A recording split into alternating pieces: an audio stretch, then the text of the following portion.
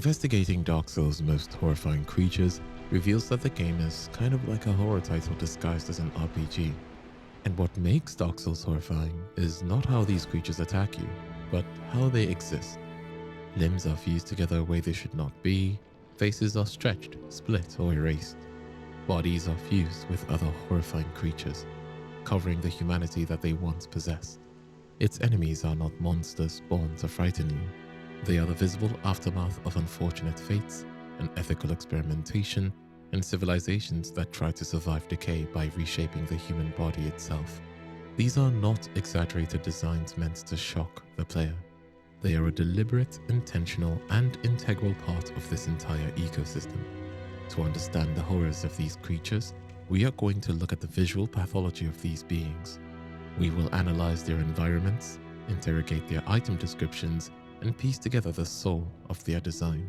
From the domestic slaughterhouses of the depths to the misfortunate fates of Ceaseless to the weeping experiments of the Duke's archives. This is an investigation into the anatomy of the Dark Souls creatures. Beneath the sprawling basements and winding sheets of the Berg, beneath the back alleys and the thief hovels, lies the depths. To enter this place is to leave the world of men and enter the world of consumption. The key to this place tells a grim story of exile. It describes a lair where those banished from the world above eke out a wretched existence. But banishment is just a polite term for disposal. In reality, the depths are where the civilization of Lordran flushes away everything it no longer considers human, which sinks in perfectly with what we encounter underneath. A chillingly domestic figure, the Butcher. In any other game, this might be a generic large enemy, but in Dark Souls, the horror is in the visuals. She is a disgusting, bloated monstrosity working beneath the world, donned in a dirty, blood-stained apron and a sack over her head. Upon further visual inspection, she wears a sack essentially masking her face. In the actual world, masks are donned by people who want to dehumanize themselves. A robber wears a mask, as do thieves, to hide their identity and to demoralize their actions. The item description of the sack tells that 2 eye holes have been haphazardly cut, revealing the Butcher's psychological state, which is to kill undead people and to chop their meat. She requires the bare minimum utility to see the meat that she is carving. It is a visual representation of a mind that is completely cracked, leaving behind only a functional predatory shell. Her soul has been narrowed down to a single predatory reflex: kill, chop, fill the pot. The most disturbing part isn't the cleaver, it's the storage. Seeing Laurentius of the Great Swamp stuffed into a barrel is a visceral realization. To us, he's a master of fire. To her, he is fresh stock. I find myself wondering, how many thousands of years has she been standing over that table? And how many heroes have ended up in her stew before we ever arrived? But before we leave the domestic slaughterhouse of the human mind and enter the space where the divine itself has been corrupted, at the absolute floor of the depths, guarding the exit to the world's most pestilent swamp, sits a creature that serves not just as horrifying, but also adds a completely new layer to it. The gaping dragon is a distant descendant of the primordial archdragon beings that existed long before the emergence of mankind. The dragon over time was corrupted by emotions that came after the emergence of fire, such as greed and gluttony, and transformed into a deformed abomination, its ribcage turned into a gigantic maw oozing with acid. When it first emerges, we only see a small, almost pitiful lizard-like head, a remnant of its former draconic dignity. But this is a biological deception. As it rears up, the entire front of its torso splits wide, revealing that its ribcage has not just been exposed, but has evolved into a secondary gargantuan set of teeth. I look at this thing and I see a cubist nightmare, much like a Picasso painting where the anatomy is shattered and rearranged to show every angle of pain at once. The gaping dragon is a dragon unfolded. Its movement is a wet, rhythmic slapping of overdeveloped limbs, dragging a bloated mass of translucent flesh across the flooded stone. There is no grace here, no majestic flight, only the heavy, clumsy momentum of a creature that has become a slave to its own center of gravity. During the fight, a channeler watches from the balcony, buffing the beast with sorcery. But why is a channeler buffing this grotesque monstrosity? The channelers are known as snatchers, servants of Ceaseless the Scaleless. They traveled far in search of suitable human specimens for Ceaseless experiments. The design on their helms allows Ceaseless to supervise from afar. Ceaseless, a dragon born without the scales of immortality, may have been obsessively studying this deformed descendant to see how the draconic form adapts to corruption. Or the dragon was simply too efficient a waste disposal system for the Duke to ignore. It consumed the unwanted, and the channeler ensured it stayed strong enough to keep doing so. Upon the defeat of the gaping dragon, we retrieve the Blighttown key, and its description provides a devastating context. It reveals the fact that even the horrors of the depths, the grotesque butchers, and the eye-peeling basilisks do not enter the chambers of this horrifying dragon. They built this fortification not to keep the Burg out, but to keep the pestilence in. By swallowing the key, the gaping dragon became the final absolute barrier between the polluted and the infected. The gaping dragon obtained the key by presumably devouring someone who held the key to the doors, making these visual cues more terrifying. As we pick up that acid-stained key and step through those doors, we leave the stomach of Lordran and enter its infection. If the depths were a sewer, Blighttown is a tumor.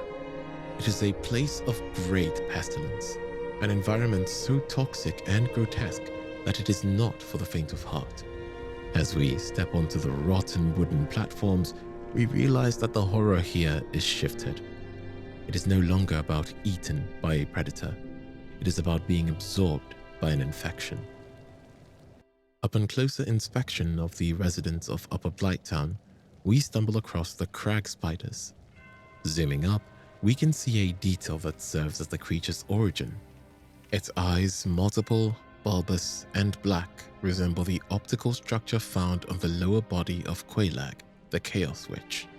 The most terrifying portion is that it's not a natural evolution of the swamp dwellers. Still, this trait, coupled with its wrapped chitinous body and its disturbingly humanoid hands, suggests that it is a human deformed into a demon. Or perhaps even a lesser demon spawned from the same chaotic source as the witches of Ceaseless. I think the crag spider draws its psychological significance from Metamorphosis by Kafka, where the horror isn't just being a bug, it's the lingering human consciousness trapped inside a body that no longer obeys. Also, the inspirations might have been drawn from H.R. Giger's Alien. The crag spider is a violation of form, where the organic and the monstrous are fused so tightly you can't tell where human ends and the demon begins. It's a vertical nightmare that suggests our own skeletons are just a few mutations away from becoming our cages. The infection of Blighttown is flowing upwards from the demon ruins, turning the banished humans of the Burg into insectoid husks. Their humanoid hands are the last vestige of their stolen humanity, the corpse of the person they used to be, now forced to crawl the walls of a vertical nightmare. As we descend into the filth of the swamp, we encounter the egg carriers. Unlike the gaping dragon, these beings represent a state of consensual deformity. The item description of the egg vermifuge, the bitter nut used to treat this condition, reveals a devastating truth. The law calls these eggs a sign of devotion, but through a forensic lens, this is parasitoidism. In nature, certain wasps lay eggs inside a host, turning the victim into a living larder. This is the digital peak of Cronenbergian body horror, the fear that our bodies are not our own. These outcasts didn't just find a master, they offered their own spines as a trellis for a chaotic brood. These people were once the polluted outcasts of the world above, but here they found a different kind of master. They serve the Fair Lady, a daughter of chaos who swallowed the great blight of the swamp to save its inhabitants, poisoning her own divine body in the process. And what makes this truly unsettling is the consensual nature of these poor souls. They didn't have their humanity stolen, they surrendered it. They offered their own spines as soil, allowing her eggs to take root in their flesh as a physical manifestation of their loyalty. Aingi, a formal pyromancer of the Great Swamp, was banished for his heretical poisons. But in the toxic mud of Blighttown, his heresy found a home. He is the one who introduces us to the Chaos Servant Covenant, a pact defined by the offering of humanity to the Fair Lady to ease her suffering. Our forensic investigation of Aingi reveals the true nature of the egghead status. It is not just a cosmetic change, it is a total biological takeover. If the player is infected either by Aingi himself or the hostile carriers, their head eventually explodes into a pulsating mass of eggs, replacing their identity with a lateral nest. You lose the ability to wear a helmet. You lose your face to the brood. The final byproduct of this devotion is the maggots. From a lore perspective, they are parasites that gnaw at the brain. But there is a darker theory. These maggots are the physical manifestation of the humanity given to the Fair Lady. When you offer humanity to this covenant, you aren't just feeding a fire, you are feeding a parasite. The Chaos Flame is hungry. It twists the selfless gift of the soul into literal writhing vermin that consume the host from the inside out. Not a lot is known about these creatures, and it is left for the players to hypothesize. As we descend past the swamp, the damp wood and rusted iron of the infection give way to a vast suffocating silence. This is Quelaag's domain, a place where anyone who suffers from arachnophobia will have a hard time digesting. The tunnels are lined with eggs of humanity, thousands of potential lives suspended in a state of permanent arrest development. The place itself looks eerie and unconsumable, the clutter of eggs pulsating. To understand why this place exists, we must listen to the words of Aingi, the heretic who serves at the feet of this tragedy. We are diseased and unwanted like the grime of the great swamp. But my dear Fair Lady, she cried for me and swallowed the great blight pus, despite Mistress Quelaag's orders to the contrary. The item description of Chaos Storm confirms the visual pathology of this horror. Quelaag and her sister were not born as monsters. They were transformed. They are the casualties of a failed experiment to create the first flame. The horror of Quelaag isn't just a fear of spiders. It is a masterclass in body horror. We aren't looking at a spider woman. We are looking at the violation of the golden ratio. The way her human torso remains eerily calm, while the 8 legs scuttle in a wet rhythmic dissonance creates a kinetic nightmare. Her torso seems to be roughly fused to the other spider half. I think that, besides the horror, it's also a clever trick to pull in the undead, by luring them with her beautiful body and human-like features, and to devour them for their humanity, to ease the eternal suffering of her sister, the Fair Lady, who sits blind and weeping just beyond the arena. In a cut dialogue, she mentions, "A precious new sacrifice. Welcome, bringer of meat. The children of chaos are hungry. Give yourself to Quelaag's flame." After Quelaag's sister chose to devour the pus, she became significantly weak, which caused her to remain by her side as her guardian and a hunter of undead, to gather the humanity necessary to sustain her sister as a firekeeper. If we speak to the Fair Lady with the old witch's ring, the silence is broken by an utterly heartbreaking voice. Quelaag, what is it? She's confused. her mind frayed by pain and darkness. Quaylag, my dear sister, the eggs, it hurts. They've gone still. She mistakes you for her sister, the only person she knows as family. She thinks we are Quaylag, protecting her. She is unaware that her comfort is bought with the blood of every pilgrim who sought the bell. Even the most notorious murderers, like Kirk, the Knight of Thorns, were merely chaos servants, stripping humanity from others to keep this dying god from fading. When you kill Quaylag, you don't just win a boss fight, you terminate a life support system. You leave a blind saint in a state of eternal waiting, listening for the footsteps of a sister who has been turned into your victory. But the investigation does not end with a tragedy of the heart. To find the source of the flame that birthed this nightmare, we must go deeper. We must enter the ruins of the city that started it all. Stepping out onto these scorched cliffs, the scale of Lordran's collapse finally becomes clear. This isn't just a sewer or a dungeon. This is the ruins of a civilization that tried to play God and failed. This is Ceaseless, or what remains of it. The air here is thick with the scent of sulfur and ancient baked stone. The silence is absolute, broken only by the rhythmic distant thrum of the lava, like the heartbeat of a dying giant. In the Berg, the Taurus and Capra demons were terrifying anomalies, invaders from another world. But here, they are just a part of the environment.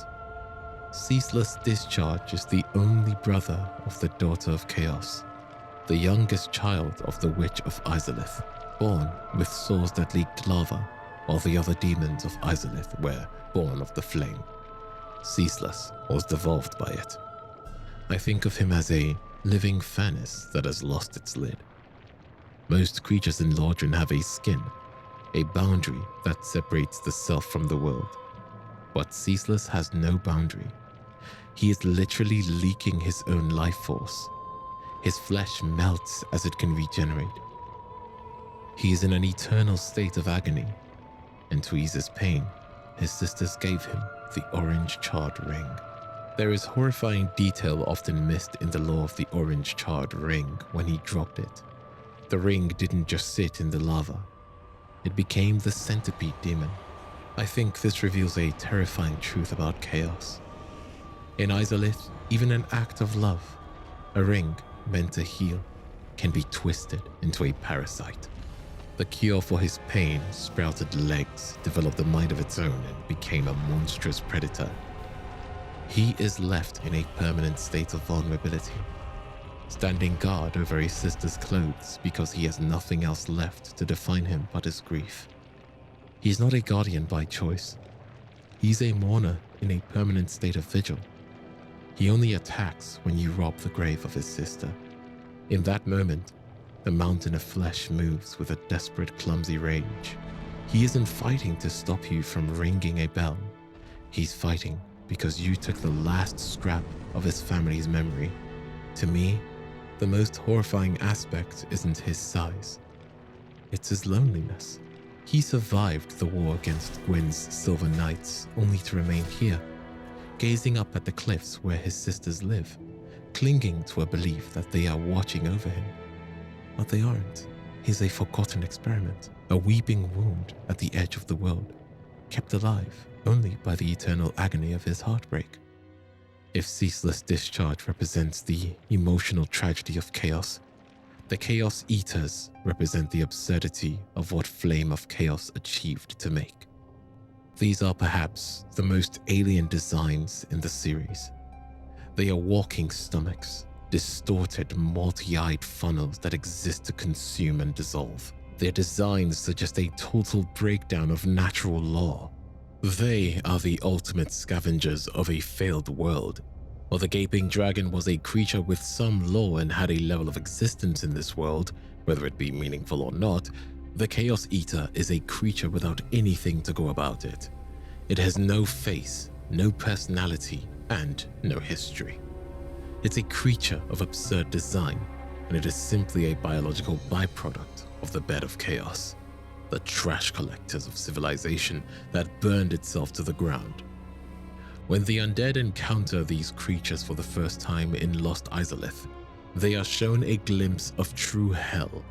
The linings of their mouths resemble an inverted lamprey filled with thousands of razor-sharp linings of teeth, ready to tear down the unlucky victim.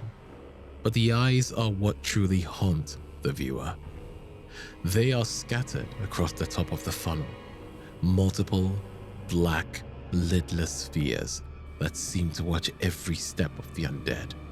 Emerging from around this maw are thick, pulsating tentacles that don't just lash out. They spray a corrosive yellow acid. This isn't just spit. It is a pressurized blast of digestive enzymes designed to melt through iron and flesh before the victim even reaches the teeth. And nothing captures the visceral dread of these creatures better than their grab attack. It is one of the few moments in the game where you lose total control, not to a sword or a spell, but to a stomach. When the Chaos Eater catches you, it pulls you into its bowl-shaped mouth. For a few agonizing seconds, you are processed. The scene of you being washed inside the thousands of razor-sharp teeth of this grotesque creature is what makes it really the most terrifying entity. I would personally argue that the Chaos Eater is the most disturbing creature in the entire series. It represents the point where I believe that some lives are never meant to exist. It is here, amidst these mindless funnels of teeth, that the truest of tragedies unfolds. Throughout our journey, Sigmaya of Katarina has been our bumbling golden-armored companion, the most gentle and optimistic soul in the world of decay. But at the edge of the pit in Ceaseless, his courage finally finds its limit. He realizes that throughout his journey, he has been the one saved, the one helped, and the one left behind. He is deeply grateful to the chosen undead, but that gratitude has become a weight he can no longer carry. As an act of final, desperate thankfulness, he decides to face the hell below so that you don't have to. Friend, I have an idea, a good one, really. I will rush those dire fiends and you can slip away in the confusion. Please, friend, I owe you much more than this. By the honor of the Knights of Katarina, allow me to assist you. And now, I go. Don't be slow. He finally manages to gather his spirit and jump in, a final attempt to save the chosen undead. If the chosen undead follows his wishes and escapes, Sigmaya finally achieves what he has sought across all of Lordran, a victory that is entirely his own. But it is a victory bought at a devastating cost. As you slip away into the shadows of the ruins, you leave him to succumb to all the horrors these eaters can inflict. In this act of desperation, he saves his pride. He pays off his debt. He dies not as a bumbling adventurer, but as a hero. He chooses a violent, agonizing end over the slow, hollow decay of the mind. The horrors of Dark Souls are truly profoundly cruel. The friendliest and the warmest of the knights succumbed to the most terrifying of all creatures. This is not a dragon, a god, or even a demon in the traditional sense. It is the heart of the entire cause of this destruction, the physical manifestation of the first sin, a creation of its own misfortunes. When the Witch of Ceaseless attempted to duplicate the first flame, she didn't create life. She created a cancerous, uncontrolled growth that swallowed her daughters, and her city. The physical features of the bed of chaos defy the logic of anatomy. It is a biological cage made of petrified wood and molten soul fire. It looks less like a creature and more like a parasitic forest that has hollowed out a cathedral to use as its shell. Those massive fire-wreathed scales are not arms. They are overgrown roots, animated by a feverish chaotic energy that shouldn't exist. When we finally reach the center, the grand scale of the aberration vanishes. The fire scythes and the crushing branches are just a shell. Deep within the crawl space of the roots, we find the true mother of demons. She is a tiny withered grub, a chaos bug. The creature that birthed an entire race of demons that melted a civilization and corrupted the souls of her children is a fragile, writhing insect. It is a pathetic sight, a biological error hiding inside a fortress of its own making. The witch's daughters, beings of grace and fire, have been reduced to a mere structural support for this wooden nightmare. One daughter, Quelana, escaped this fate and stands as a phantom in the swamp above.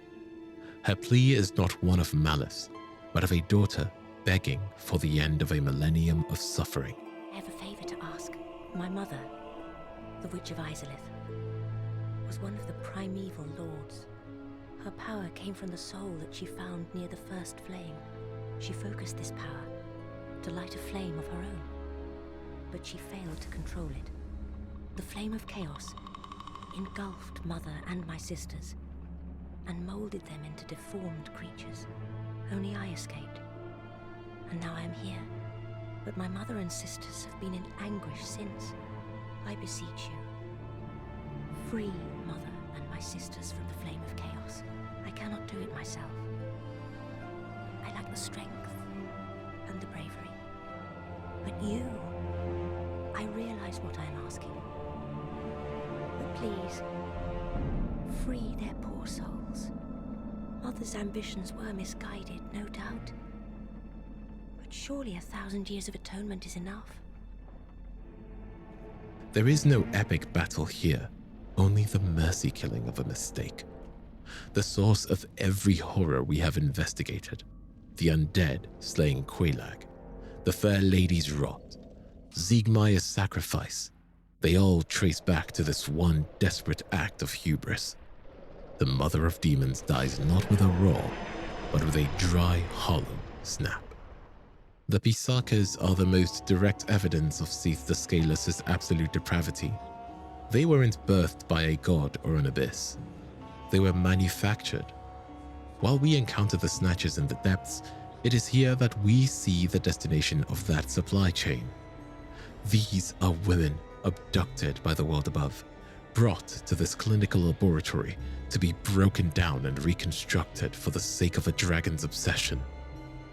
There are two passive Pisakas, who are our point of focus here.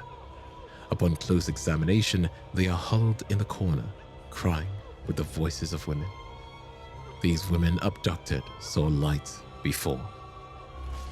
Upon slaying them, they drop the miraculous smoothing sunlight and bountiful sunlight. The item description reveals that these miracles were granted to the maidens of Guinevere Guard, beings defined by light, healing, and grace.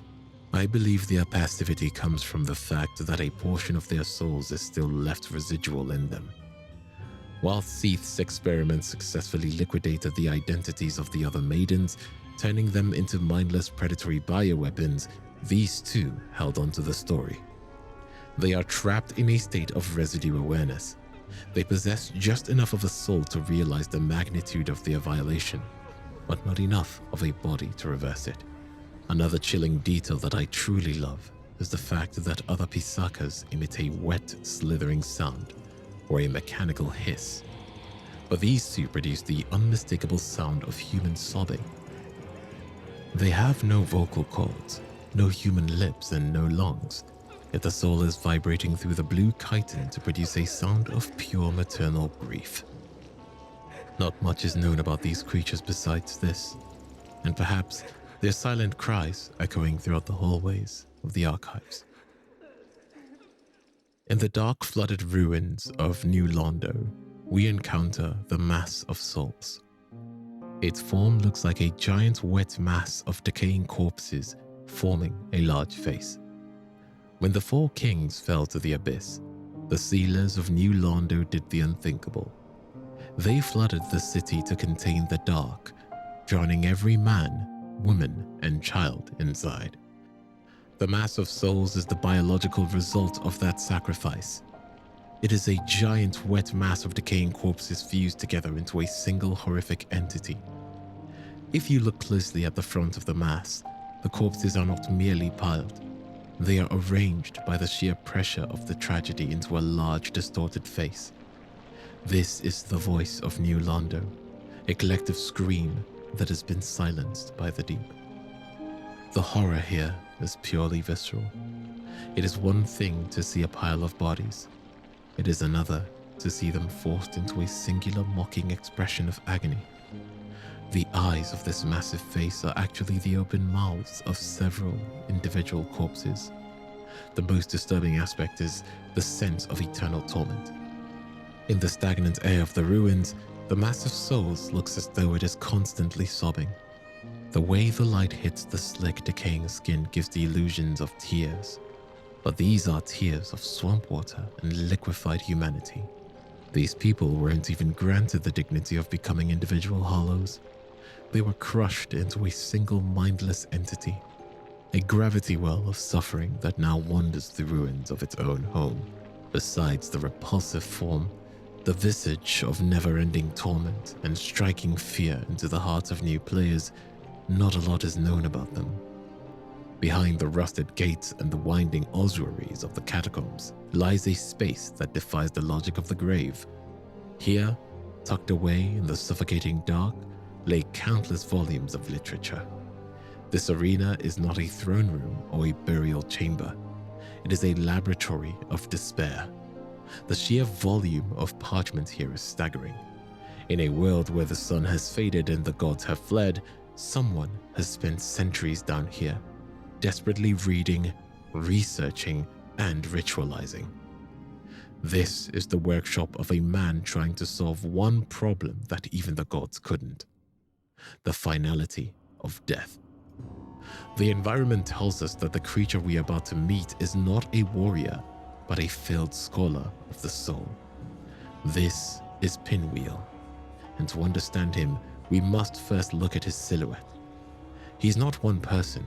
He's a composition of 3 bodies fused. His body looks swollen and has 3 pairs of arms.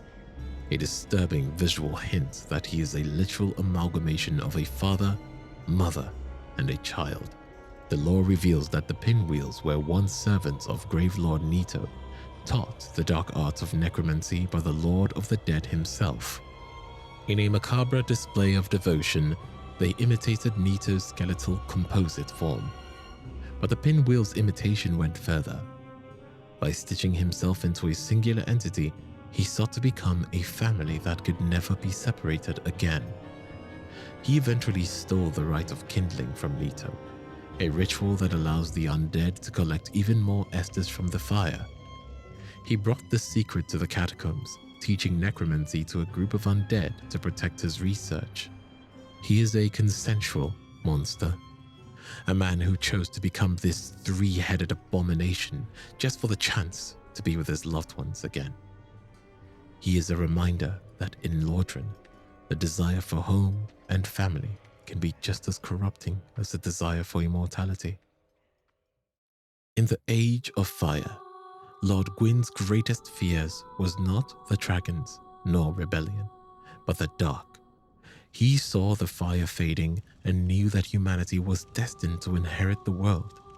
To prevent this, he built a world of cages. He gave the pygmies the Ringed City, a gilded prison guarded by an immortal dragon and other townships like Ulasil. For this reason, the gods cast a seal of fire upon such armor and those who possessed them. He branded mankind with a dark sign, a ring of fire to encircle and stifle the darkness within. No human city was permitted to flourish unless it served the flame. New Londo was governed by kings under Gwyn's watch, and Ulasil was the crown jewel, a land of golden light and light sorceries. But light is a fickle thing. It can be manipulated to foster illusions. It can hide the most hideous of intentions. Underneath the golden towers of Ulasil, the light hid a grave. Buried far beneath the city was a pygmy, far from home. Manus. Whether he was placed there by the Gwyn's assassins or simply forgotten by time, he rested in peace. It was until a toothy serpent, likely Cuth seeking a Dark Lord, or Framt seeking a sacrifice, convinced the sorcerers of Ulasil to upturn the grave of the primeval man. They expected power. They found a victim. This small dungeon chamber, this cold cell, altered the course of history. The sorcerers didn't just exhume Manus. They tormented him. They used manipulative, illusionary magic to fracture his mind, twisting his perception of reality. Manus was tethered to his sanity by a single thread, a silver pendant. It was a relic of a time when he knew love, a lost joy. I still think on that creature from the abyss that preyed upon me. My faculties were far from lucid, but I quite clearly sensed certain emotions. A wrenching nostalgia, a lost joy, an object of obsession, and a sincere hope to reclaim it. Could these thoughts belong to the beast from the abyss? But if that were true, then perhaps it is no beast after all. Oh, please forgive my ramblings. It's just that I wish to know the truth, and no one, not even loving Elizabeth, will tell me. In his rare moments of solitude, he would cling to it. But when the sorcerers noticed this pathetic attempt at concealment, they took it. With the pendants gone, the last light in Manus's heart went out.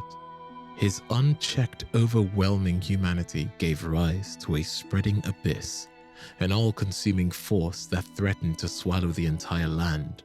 The dark that poured forth from Manus spawned innumerable humanity phantoms and infiltrated the people of Ulasil, driving their humanity into a feral state. As a result, their bodies grotesquely mutated, heads swollen and bloated, studded with countless tiny red eyes, with fragments of brain matter pushing outward like fissures in their flesh. When the abyss began to swallow Ulasil, Gwyn sent his most celebrated champion, Sir Artorius, with a great sword waited to strike against the dark and a covenant that allowed him to walk the void. He was the perfect countermeasure, but there is a difference between fighting the dark wraiths of New Londo and facing the raw primal agony of the Father of the Abyss. Artorius, for all his nobility, was a creature of the light. As he descended into the darkness, he found not a beast, but a man-turned monster by the very world Artorius served. In the heart of the abyss, the unstoppable nature of Manus's rage proved too much. Artorius's arm was shattered. His shield, once an unbreakable defense, was used in one final act of desperate humanity, not to save himself, but to protect his companion, the great dwarf, Sif. Artorius surrendered his soul to the blackness so that a fragment of innocence might survive. In one of the cut dialogues with Artorius, he mentions truly feeling sorrow and misfortune at his failure to contain the Father of the Abyss and saving Ulasil. All of you, forgive me, for I have availed you nothing.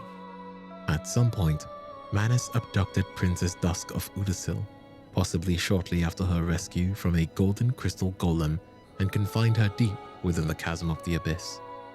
Meanwhile, his treasured pendant passed into the possession of Ceaseless the Ceaseless, and much later a chosen undead.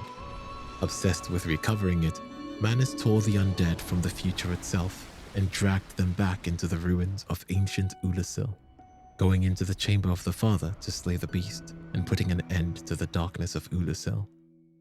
The history books tell a lie. They say Artorius defeated the Abyss and rescued Princess Dusk, but the truth is more somber. Artorius was overcome, his mind erased, wandering the ruins as a hollowed shell of a hero. It was a nameless traveler, a human, who stepped into that cocoon of a cell to put Manus out of his misery and finish the job the great king could not. Manus did not choose this path. He was forced into the darkness by the cruelty of Ulasil. Artorius did not choose to fail. He was sent to fight a fire he could not quench. In the end, Ulasil fell to his own making. The toothy serpent got its wish, and the legend of Artorias became a fairy tale, a necessary myth to keep the fire burning just a little while longer. At the end, it all felt just like a fading memory that feels like a lucid dream. If the world of Lordran feels more like a dream than a reality once the fire is rekindled, and if its memory haunts you like a half-remembered truth, click here.